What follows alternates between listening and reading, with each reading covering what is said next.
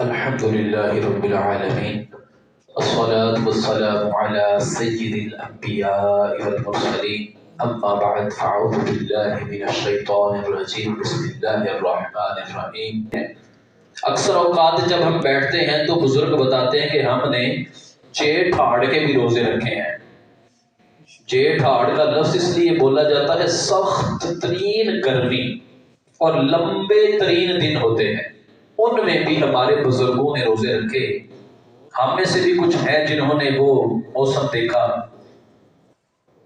اب آئندہ سال روزے کچھ پیچھے آ رہے ہیں سردی کی جانب، ہر سال 10 دن پیچھے ہو جاتا ہے اور موسم بہتر ہو رہا ہے۔ تو احباب ذی وقار بات کرنے کا مقصد کیا ہے کہ سارے موسم رب تعالیٰ کے ہیں اور سارا سال ہم نے عبادت کرنی ہے، لیکن یہ جو موسم ابھی شروع ہو رہا ہے اس کے متعلق کچھ اسپیشل فرمایا گیا ہے۔ تمام جہانوں کے سردار نبی مختار صلی اللہ تعالی علیہ وسلم نے ارشاد فرمایا، ابن ماجہ کی روایت ہے کہ سردی کے روزے تمہارے لیے غنیمت ہیں، سردی کے روزے تمہارے لیے غنیمت ہیں، ان سے فائدہ اٹھاؤ۔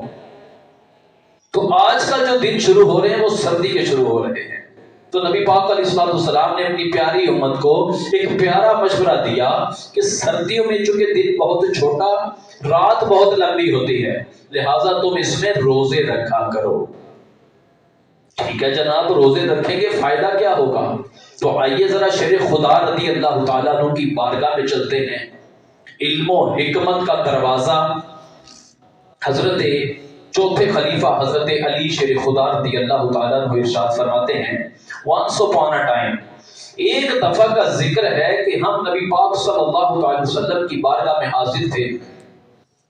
آقا صلی اللہ تعالیٰ علیہ وسلم ہمیں کچھ سکھا رہے تھے اور اسی دوران فرمایا، اے میرے صحابہ،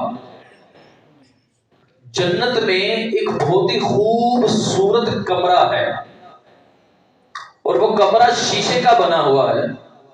اس کمرے کے باہر سے جب اندر دیکھتے ہیں تو سب کچھ نظر آتا ہے، جب اندر سے باہر دیکھتے ہیں تو سب کچھ نظر آتا ہے، اور رب تعالیٰ عز و جل نے خاص لوگوں کے لیے بنایا ہے۔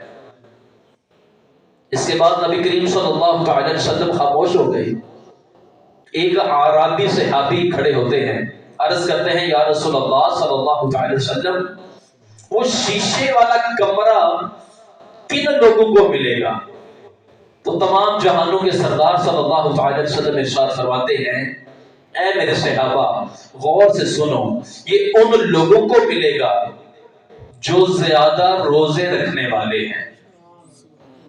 پہلے نمبر پہ کیا ارشاد فرمایا؟ یہ ترمذی شریف کی روایت ہے، جو زیادہ روزے رکھنے والے ہیں یہ کمرہ رب تعالیٰ عز و جل ان کو عطا فرمائے گا۔ فرمایا صرف یہی نہیں، وہ لوگ جو لوگوں سے نرم لہجے میں گفتگو کرتے ہیں، پیار سے گفتگو کرتے ہیں، ڈراتے دھمکاتے رولا نہیں ڈالتے، محبت سے بات کرتے ہیں اگرچہ لڑائی والی بات ہو۔ احباب ذی وقار آپ نے دیکھا ہوگا ہمارے معاشرے میں کچھ لوگ ایسے ہیں جو چھوٹی چھوٹی بات کو لے کر بہت بڑا جھگڑا بنا دیتے ہیں، اور کچھ ایسے ہوتے ہیں جو بہت بڑے مسئلے کو آرام کے ساتھ لوگوں کو، 2-4 لوگوں کو بٹھاتے ہیں، مشورہ کر کے اس کو حل کر دیتے ہیں، ساری لڑائی ختم ہو جاتی ہے۔ تو ہمیں شور شرابہ اور فساد کرنے والا نہیں بننا چاہیے، بلکہ ہمیں کیسا بننا چاہیے کہ چھوٹوں کے ساتھ بھی محبت سے بات کریں، بڑوں کے ساتھ بھی محبت سے بات کریں۔ کوئی مسئلہ پیدا ہو گیا ہے تو بیٹھ کر سکون کے ساتھ عزت والے القاب استعمال کریں۔ ہمارا موجودہ دور جو آج کا دور ہے، اس میں سیاسی پارٹیاں، سیاسی وابستگیاں اتنی بڑھ چکی ہیں کہ ہر بندہ دوسرے کا دشمن بن چکا ہے۔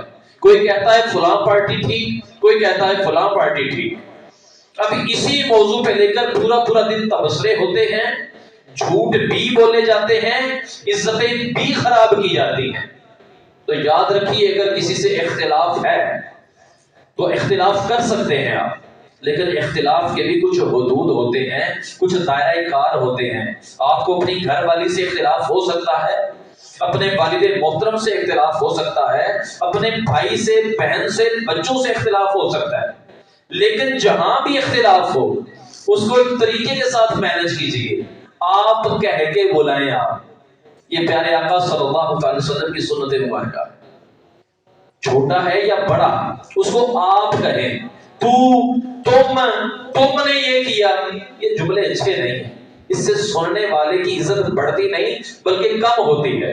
تو ہمیں چاہیے کہ ہم گھر میں بھی اپلائی کیجئے، اپنی زوجہ کو، اپنی بیوی کو بھی آپ کہہ کے بلائیں. ذرا دیکھیے تو صحیح کتنی عزت اس کے دل میں آپ کی بن جائے گی. چھوٹے بچے کو جب آپ کہہ کے بلائیں گے نا آپ، تو وہ بھی آپ سے بہت زیادہ محبت کرے گا. پورے محلے میں سارے کہتے ہیں اوئے ادھر آ، گل سن، اے کر، دکان تو چیز لے کے آ، یوں بلائیں گے. لیکن ایک بندہ وہ جو کہے گا بیٹا بات سنیے گا ذرا، وہ بیٹا آ گیا، بیٹا اگر آپ فری ہیں تو مجھے یہ دکان سے چیز لا کے دے سکتے ہیں. یہ بھی تو ایک جملہ ہے نا. اب اگر اس نے کام نہیں کرنا پھر بھی کرے گا، یہ محبت والے جملے کی وجہ سے. اور جب یہ محبت والا جملہ وہ سنے گا اس کے دل میں اتر جائے گا، پھر وہ سوچے گا کہ فلاں جو بندہ ہے نا، داڑھی والا ہے یا بغیر داڑھی والا، اینک والا ہے یا بغیر اینک، اس کے ذہن میں سکیچ آ جائے گا کہ یہ لوگ اچھے ہوتے ہیں. وہ پھر بولے گا اینک کے بغیر والے لوگ اچھے ہوتے ہیں، کیونکہ بغیر اینک والے بندے نے اسے محبت سے بلایا. وہ نشانی ذہن میں سیو کر لے گا. تو ایسے ہی اگر میں اپنے ارد گرد تمام لوگوں سے اچھی گفتگو کروں گا تو میری بھی عزت بڑھے گی اور معاشرہ بہترین ہو جائے گا. تو فرمایا جو نرم گفتگو کرتا ہے اس کو شیشے والا کمرہ دیا جائے گا، جو جنت میں بھی بہترین کمرہ ہے. مزید فرمایا میرے آقا صلی اللہ علیہ وسلم نے اس اعرابی کو جواب دے رہے ہیں کہ وہ کمرہ کس کو ملے گا؟ وہ لوگ جو غریبوں کو کھانا کھلاتے ہیں. غریبوں کو جو کھانا کھلاتے ہیں رب تعالیٰ یہ کمرہ ان کو عطا فرمائے گا. ذرا غور تو کیجیے، کتنی مزے کی بات ہے کہ اگر غریب تو ٹھیک ہے ہمارے محلوں میں ہوتے ہیں، ان کو کھلانا بھی چاہیے. سم ٹائم ہمارا اپنا بھائی اس کنڈیشن میں ہوتا ہے کہ اس کے پاس کھانے کے لیے نہیں ہوتا اور ظاہری طور پر ہماری ناراضگی ہوتی ہے، تو کوشش کریں اس کو بھی دیں، نقدی پیسے بھی دیں، کھانا بھی کھلائیں، دعوت پہ بلائیں. جو بہتر ہے یہ کریں. رب تعالیٰ عز و جل ان نیک اعمال کے بدلے ہماری آخرت کو بہتر فرما دے گا. احباب ذی وقار، سردیوں کا موضوع ہے کہ سردیوں میں ہم روزے زیادہ رکھیں، نیک اعمال کریں. یہ ہمارے لیے گڈ چانس ہے. نبی پاک صلی اللہ علیہ وسلم کے دور مبارک کے جو مفتی صاحب ہیں وہ کیا ارشاد فرماتے ہیں؟ حضرت عبداللہ بن مسعود رضی اللہ تعالیٰ عنہ، آپ کے بارے میں آتا ہے کہ جب سردیاں آتی تھی نا تو بازو کھول کے فرماتے تھے خوش آمدید سردیوں آ جاؤ تم، خوش آمدید سردیوں تم آ جاؤ. اور یہ گھر کے اندر نہیں، گھر کے باہر نکلتے، لوگوں کو دکھاتے کہ میں سردی کو پسند کرتا ہوں. یہ سوال اگر آج بھی کیا جائے تو بہت بڑی تعداد ایسی ہے جو سردی کو پسند کرتی ہے. میں بھی سردی کو پسند کرتا ہوں. حضرت عبداللہ بن مسعود رضی اللہ تعالیٰ عنہ فرماتے اے سردیوں آ جاؤ، تم میری پسندیدہ ہو، کیونکہ اب میں عبادت زیادہ کر سکتا ہوں. عبادت کی وجہ سے کہ عبادت زیادہ سے زیادہ کی جا سکتی ہے سردیوں میں. احباب ذی وقار، صحابہ کرام علیہم رضوان پیارے آقا علیہ الصلوۃ والسلام کی کاپی کیا کرتے تھے. راتوں کو اٹھ کر بہت زیادہ نوافل پڑھتے، نماز تہجد پڑھتے، پھر فجر پڑھتے اور روزہ بھی رکھ لیتے تھے. تو ابھی تک ہم نے جو پہلی بات سیکھی وہ ہم نے کیا کرنا ہے کہ ہم نے سردیوں میں کوشش کرنا ہے روزے رکھنے ہیں. کوئی مشکل کام نہیں ہے، تھوڑا سا نا دل کو مضبوط کرنا ہے. جو نفلی روزہ ایک رکھے گا رب تعالیٰ عز و جل اس کے اور جہنم کے درمیان 3 خندقیں کھود دے گا، اور ہر ایک خندق کا فاصلہ کتنا ہوگا دونوں کناروں کا؟ جتنا آسمان اور زمین کے درمیان فاصلہ ہے. یعنی جہنم سے بندہ بہت دور ہو جائے گا. تو ترغیب دیں اپنے آپ کو بھی، اپنے جوان بیٹے کو، بیٹی کو، اپنی زوجہ کو. تو یہ بھوک تو اتنی لگ رہی، کوئی نہیں، پیاس بھی نہیں لگ رہی، تو اس سے فائدہ اٹھانا چاہیے. احباب ذی وقار، اس کے ساتھ رات کی عبادت ہے. کہ رات کی عبادت کے لیے پیارے آقا صلی اللہ علیہ وسلم خود بھی بہت زیادہ عبادت کرتے تھے. اتنی زیادہ عبادت کرتے تھے کہ اکثر اوقات آپ کی ایڑیاں مبارک پھٹ جاتی تھی، ان سے خون نکلتا تھا. جب خون نکلتا تھا تو صحابہ کرام علیہم رضوان عرض کرتے، آپ کی ازواج بھی عرض کرتی، یا رسول اللہ قیام کچھ کم کیا کریں آپ. تو نبی پاک علیہ السلام کا جملہ سنیے گا. نبی پاک صلی اللہ علیہ وسلم کیا ارشاد فرماتے تھے، کیا میں اللہ کا شکر گزار بندہ نہ بنوں؟ میں تو اللہ کا شکر ادا کرنے کے لیے اتنی عبادت کرتا ہوں. اتنی زیادہ عبادت. ہماری زندگی میں شاید کوئی ایسا دن ہو کہ ہم مسجد میں نماز پڑھنے آئے، بجلی بند ہو گئی اور اب تھوڑا سا پسینہ نکلا ہو، اور اس دن بھی ہم پریشان ہو جاتے ہیں کہ یار بجلی بند ہے، کمیٹی مسجد والے یہ کرتے ہیں، ان کو پتہ کوئی نہیں، کوئی ارینج کر کے رکھیں. ہم اتنی زیادہ باتیں کر کے جاتے ہیں اس دن کہ اللہ معاف کرے. لیکن ذرا غور تو کیجئے، نبی پاک صلی اللہ علیہ وسلم کا ارشاد ہے، جو عبادت مشقت کے ساتھ کی جاتی ہے اس کا ثواب رب تعالیٰ 2 گنا عطا فرماتا ہے. جو مشقت کے ساتھ گرمی میں جو عبادت کی اس کا ڈبل ثواب ہے. سردیوں میں اٹھے، پانی ٹھنڈا ملا، اس کے ساتھ وضو کیا، یا گرم ہے پھر بھی اٹھنا تو مشکل ہے نا بستر سے نکلنا، اب بندہ نکلا اور نکل کے وضو کیا تو اب اس کو وضو کا بھی 2 گنا ثواب ملے گا. اس کے بعد جب جائے نماز پہ کھڑا ہوگا، مسجد میں جا کر نماز پڑھے گا تو رب تعالیٰ عز و جل اس کو بھی 2 گنا ثواب عطا فرمائے گا. تو سوال یہ ہے کہ نبی پاک علیہ السلام اتنی عبادت کریں کہ ایڑیوں سے خون نکلے، اور ہم اتنی بھی عبادت نہ کریں کہ تھوڑا سا ٹھنڈا پانی ہے ہم فجر میں آنا چھوڑ دیں. نمازی جو ہیں وہ کم ہو رہے ہیں دن بدن، کہ سردی آ رہی ہے تو نمازیوں کو پڑھنا چاہیے، زیادہ ہونا چاہیے. موبائل فون ہر ایک کے پاس ہے، الارم لگائیں، صبح وقت پہ اٹھیں، 5 بجے اٹھیں، تھوڑی تلاوت کریں، پھر جماعت کے ساتھ نماز پڑھیں، پھر تھوڑی واک کریں، چلیں 1 2 3 کلومیٹر ورزش کریں، اس کے بعد جا کر ناشتہ کریں. آپ کی زندگی میں بہترین تبدیلی آئے گی. ہماری اکثریت اس وقت ایسی ہے کہ نہ باپ جگا رہا ہے نہ ماں جگا رہی ہے. سارے کہتے ہیں خیر یہ جی یہ میرے شوہر نامدار پورا دن کام کرتے ہیں تو ان کو جگاؤں گی تو وہ ان کا آرام میں خلل آ جائے گا.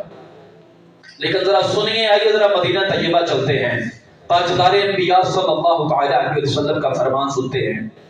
حضرت ابو ہریرہ رضی اللہ تعالیٰ عنہ سے مروی ہے، ابن ماجہ شریف یا ترمذی شریف میں یہ روایت موجود ہے. نبی پاک صلی اللہ علیہ وسلم نے ارشاد فرمایا، تم میں سے جو شخص رات کے وقت خود اٹھے عبادت کے لیے اور پھر اپنی بیوی کو جگائے اور اس کی بیوی پھر نہیں اٹھ رہی، پھر پیار کے ساتھ پانی لے کے آتا ہے ٹھنڈا، پھر اس پر تھوڑے تھوڑے چھینٹے مارتا ہے اس کے چہرے پر اپنی بیوی کے. ہوگا مشکل یہ کام، جو شادی شدہ ان کے لیے ذرا غور کیجئے گا، امیجن کیجئے گا. پیارے آقا علیہ السلام نے ارشاد فرمایا، تم میں سے جو شخص سردیوں کی رات میں خود اٹھے نفل پڑھنے کے لیے اور پھر اپنی بیوی کو جگائے، آواز دے اور وہ نہ اٹھے، پھر اس کے منہ پہ چھینٹے مارے پانی کے، پیار کے ساتھ آہستہ آہستہ کر کے پھر اس کو اٹھا لے، پھر اس کو جائے نماز پہ کھڑا کر دے، خود بھی کھڑا ہو جائے، جب یہ نفل پڑھے گا تو رب تعالیٰ عز و جل ان دونوں سے راضی ہو جائے گا. رب تعالیٰ ان دونوں کو دیکھ کر مسکراتا ہے، خوش ہو جاتا ہے ان سے. اور فرمایا جب ان دونوں میں سے کوئی بھی دعا مانگتے ہیں تو رب تعالیٰ ان کی دعا کو بھی پورا کر دیتا ہے. صرف یہی نہیں، اس کا الٹ بھی ہے. فرمایا تم میں سے کسی کی بیوی خود جا کے نفل پڑھنے کے لیے اور پھر وہ اپنے شوہر کو جگائے اور وہ نہ جاگے، پھر وہ عورت اپنے شوہر کے چہرے پہ پانی کے چھینٹے مارے پیار اور محبت کے ساتھ، پھر اسے جگائے، مصلی پہ کھڑا کر دے، جب وہ نوافل پڑھے گے تو رب تعالیٰ دونوں پر رحمت کی نگاہ فرمائے گا. تو کتنا خوبصورت اسلام ہے، ہمیں کتنا اچھا درس دے رہا ہے کہ جب رات کو اٹھیں گے نوافل پڑھیں گے تو سبحان اللہ مزہ آ جائے گا. کبھی پڑھ کے دیکھیں تو صحیح اس کا ٹیسٹ کیا ہے. ہم نے اچھا کھایا ہی نہیں ہے، ہم نے کبھی رات کی عبادت کی ہی نہیں ہے. جب کریں گے تو پتہ چلے گا اس کا مزہ کتنا زیادہ ہے. پورا دن کتنا حشاش بشاش اور خوبصورت گزرے گا. احباب عزیز وقار، حضرت سری سقطی رحمت اللہ تعالی علیہ کا واقعہ ہے. نمازیوں کو کیا کچھ ملتا ہے. آپ کے پاس ایک عورت آئی، بڑی پریشان تھی اور آ کر کہنے لگی حضور میرے بچے کو پولیس پکڑ کے لے گئی ہے. تو آپ کی لوگ سنتے ہیں تو پلیز تھوڑی دیر کے لیے تھانے چلے، میرے بچے کو چھڑا دیں.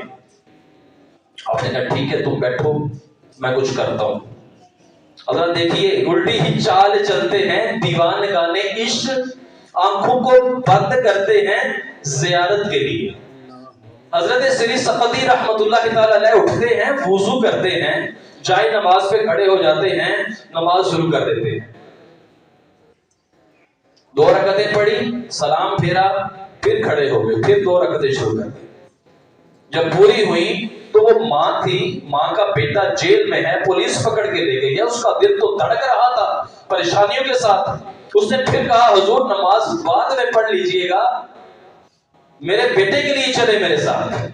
تو آپ رحمت اللہ علیہ نے کیا ارشاد فرمایا تھوڑا صبر کرو، مجھے اپنا عمل پورا کرنے دو. آپ نے پھر نوافل شروع کر دی. جب 8 نفل ہوتے ہیں نا پورے جناب، تو اس عورت کی خادمہ آ جاتی ہے، کہتی ہے بی بی جی بیٹا گھر آ گیا. حضرت سری سقطی رحمت اللہ تعالی علیہ جب 8 رکعتیں پوری کرتے ہیں، اب وہ عورت شکریہ ادا کرنے کے لیے بیٹھی ہے، لیکن اس کو سمجھ نہیں کہ بیٹا کیسے آیا. آپ نے اس کو ارشاد فرمایا سن میں تیرے بیٹے کے لیے یہ نمازیں پڑھ رہا تھا، ادھر کسی کے پاس جا کر سفارش کرنے سے بہتر تھا میں رب تعالیٰ کی بارگاہ میں سفارش کرتا. احباب وقار جب مشکل آتی تو ہمارے اسلاف نماز کے لیے کھڑے ہو جاتے ہیں، لیکن ہمارا کیا حال ہے آج؟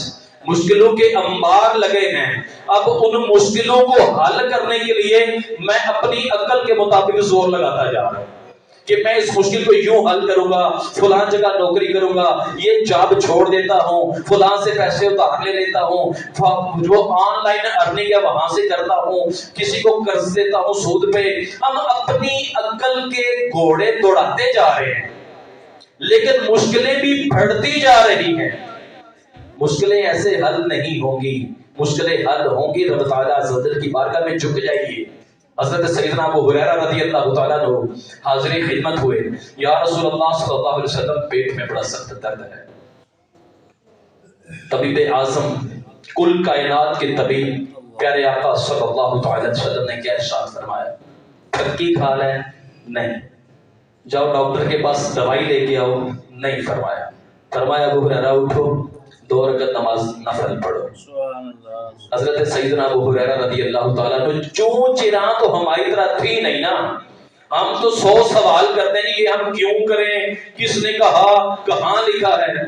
سیدنا ابو ہریرہ رضی اللہ تعالیٰ عنہ اٹھے، پیٹ میں درد ہے، علاج کیا ہونے لگا، 2 نفل پڑھے. حاضر ہو گئے، یا رسول اللہ میں ٹھیک ہو گیا.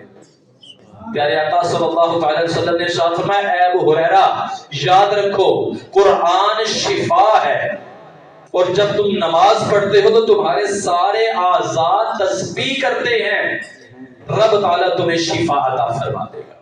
ہمارے ہسپتال آباد ہیں، اصلی اور نقلی ڈاکٹروں کے کلینک بھرے پڑے ہیں. وجہ کیا ہے ہم سب کو پتا ہے، ہم نماز نہیں پڑھتے. جب نماز نہیں پڑھتے تو ریڑھ کی ہڈی کے مسائل شروع ہوتے ہیں، دماغ میں دوران خون نہیں ہوتا، پورے جسم کی ایکسرسائز نہیں ہوتی، بیماریاں شروع ہو جاتی ہیں. جو نمازی نہیں ہے ہر قدم پر بیماریوں کی طرف جا رہا ہے، اور جب بیماریوں کی طرف جا رہا ہے تو سمجھ لیجیے موت کی طرف جا رہا ہے. اور احباب زیوکار اس دنیا میں آپ میں سے ہر ایک کو کبھی نہ کبھی کسی لائن میں لگنے کا موقع ملا ہوگا. کبھی نیاز والی جب چھوٹے ہوتے تھے نیاز لینے کے لیے کبھی کبھی لائن، لنگر شریف لینا ہے، کبھی بل جمع کرانے والی لائن، اور اسی طرح مختلف لائنیں. ہمیں کچھ لوگ ٹکٹ لینے جاتے ہیں کرکٹ میچ کھیلنے کے لیے، تو جتنی بھی تیز ترین لائنیں آج تک میں نے دیکھی نا، ان سے بھی تیز ترین ایک لائن میں نے جب انٹرنیٹ پہ کچھ سرچ کیا تو مجھے وہ مل گئی. آپ لائنیں دیکھیں گے، کسی لائن میں 1 منٹ میں ایک بندہ وہ فارغ کر رہے ہوں گے، کسی میں 5 منٹ لگ رہے ہوں گے ایک کسٹمر پہ، کسی لائن میں 10 منٹ لگ رہے ہیں ایک کسٹمر پہ، لیکن ایک لائن ایسی ہے جس میں 1 منٹ میں 107 لوگوں کو فارغ کیا جا رہا ہے۔ اگر میں سوال کر کے چھوڑ دوں نا تو شاید پورا ہفتہ جواب نہ ملے، اگلے جمعے تک بھی شاید نہ ملے، لیکن میں عرض کر دیتا ہوں جب میں نے پڑھا کہ پوری دنیا میں موت کی شرح کیا ہے، 1 منٹ میں کتنے بندے فوت ہو رہے ہیں، تو جناب ذیوقار جواب کیا ملا؟ 107 بندے، 107 107 بندے 60 سیکنڈ میں فوت ہو رہے ہیں۔ تقریباً 1 سیکنڈ میں 2 بندے فوت ہو رہے ہیں۔ تو غور کیا جائے تو ہم اس لائن میں موجود ہیں، ہر سیکنڈ میں 2 بندے، اور 1 منٹ میں 107 بندے جس لائن میں فوت ہو رہے ہیں اسی لائن میں ہم بھی لگے ہیں۔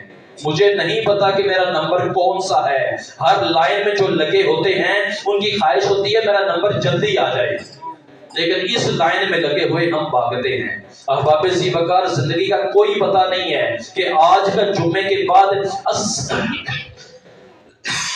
عصر کی نماز کس نے پڑھنی ہے، کوئی پتہ نہیں ہے ہمیں سے، کوئی بچہ ہے، کوئی جوان ہے، کوئی بوڑھا ہے۔ تو خدا کے لیے تھوڑی سی توجہ کیجئے، ہماری آخرت وہاں پہ کتنے سخت معاملات ہیں۔ بے نمازی کی کوئی عزت نہیں ہوتی۔ ایک بات، آخری بات، بہت بڑی یہ بات ہے، ایک جملے میں ختم کرنے کی کوشش کروں گا، بہت بڑی بات ہے۔ میں مثال کے طور پہ جاتا ہوں اپنے والد صاحب کے لیے دعا کروانے کھولڑا شریف، میں چلا جاتا ہوں امیر اہل سنت کی بارگاہ میں، کوئی بندہ خواب میں حضرت مولانا شیخ عبد القادر جیلانی رحمۃ اللہ علیہ کو ملتا ہے، کوئی شخص جاتا ہے خواب میں نبی کریم علیہ السلام کی بارگاہ میں، عرض کرتا ہے کہ فلاں کے لیے دعا کر دیجیے۔ اب وہ دعا کرتے ہیں یا اللہ فلاں کا یہ مسئلہ حل کر دے، آمین۔ جتنا بھی بڑا ولی دعا کرے گا نا، ایک مثال دے دیتا ہوں، یا اللہ پاک تمام بے اولادوں کو اولاد عطا فرما، یہ دعا کر دی، یہ دعا سب کے حق میں قبول نہیں ہوگی۔ نبی پاک صلی اللہ تعالی وسلم کا ارشاد کا مفہوم ہے کہ نیک لوگوں کی دعاؤں میں کوئی حصہ نہیں ہے بے نمازی کا، بے نمازی کے حق میں یہ دعا قبول نہیں ہوگی۔ وہ بیمار ہے، پوری دنیا کے اللہ کے ولی دعا کر رہے ہیں، انبیاء بھی دعا کر رہے ہیں یا اللہ سب بیماروں کو شفا عطا کر، لیکن جو بے نمازی ہے اس کے حق میں یہ دعا قبول نہیں ہونے والی۔ تو سمجھ لیجئے بے نمازی اسلام سے کٹ آف ہو گیا ہے، باہر ہو گیا ہے۔ مسلمانوں کی نیک لوگوں کی دعاؤں میں جمعے کی بات کی جانے والی دعا میں بے نمازی شریک نہیں ہے، اس کا کوئی حصہ نہیں ہے۔ تو ذرا غور کیجئے کتنی بڑی بدبختی ہے ہماری کہ اگر میں 5 وقت کا نمازی نہیں ہوں تو خدا کے لیے کوشش کریں، خود بھی پابند بنیں، اپنے بچوں کو بھی بنائیں۔ اور ایک چیز، اسرائیل کی جو مصنوعات کے متعلق آج پورے پاکستان میں ایک بار پھر بائیکاٹ کا اعلان کیا گیا، میں بھی آپ سے گزارش کروں گا اور الحمدللہ عمل بھی میں بھی کر رہا ہوں۔ جب سے وہ جنگ شروع ہوئی وہاں پر، اس وقت سے لے کر آج تک ہمارے گھر میں کوکو کولا نہیں ہے۔ ایک مہمان ایسا بھی آیا جس کی کوکو کولا کے بغیر روٹی اندر نہیں جاتی، اس کے لیے بھی ہم نہیں لے کے آئے۔ الحمدللہ تھوڑا سا احتجاج کیا، مشکل بھی تھا، گھر میں ہلکا سا معاملہ بھی خراب ہوا۔ جتنی بھی پروڈکٹس ان کی ہیں یہود و نصارہ کی، اس کے متعلق آپ کو کافی زیادہ سٹیکرز وغیرہ، پیپرز وغیرہ لگے نظر آتے ہیں، تو کوشش کریں ختم کر دیں، کیونکہ میری ایک چیز خریدنے کی وجہ سے، زبان کا ٹیسٹ جو 2 منٹ کا چائے کا ہے یا بوتل کا، اس کی وجہ سے اگر میں کافروں کی مدد کر رہا ہوں، قرآن مجید کی آیت کا مفہوم ہے لا تتخذوا اليهود والنصارى اولیاء، یہودیوں اور عیسائیوں کو دوست نہ بناؤ۔ تو اگر ہم ان کی مدد کر رہے ہیں تو سمجھ لیجئے ہم ان کے دوست ہیں، اور مدد کر رہے ہیں مسلمانوں کے خلاف، تو تھوڑا سا مشکل ہے، لیکن اس کے متبادل ہمیں سب کچھ پاکستانی جو پروڈکٹس ہیں ان میں سے مل رہا ہے۔ تو آج سے مزید ارادہ کریں، پختہ ارادہ کریں کہ جہاں کہیں کمی ہے ہم اس کمی کو ختم کریں گے اور ان کا 100% بائیکاٹ کریں گے انشاءاللہ عز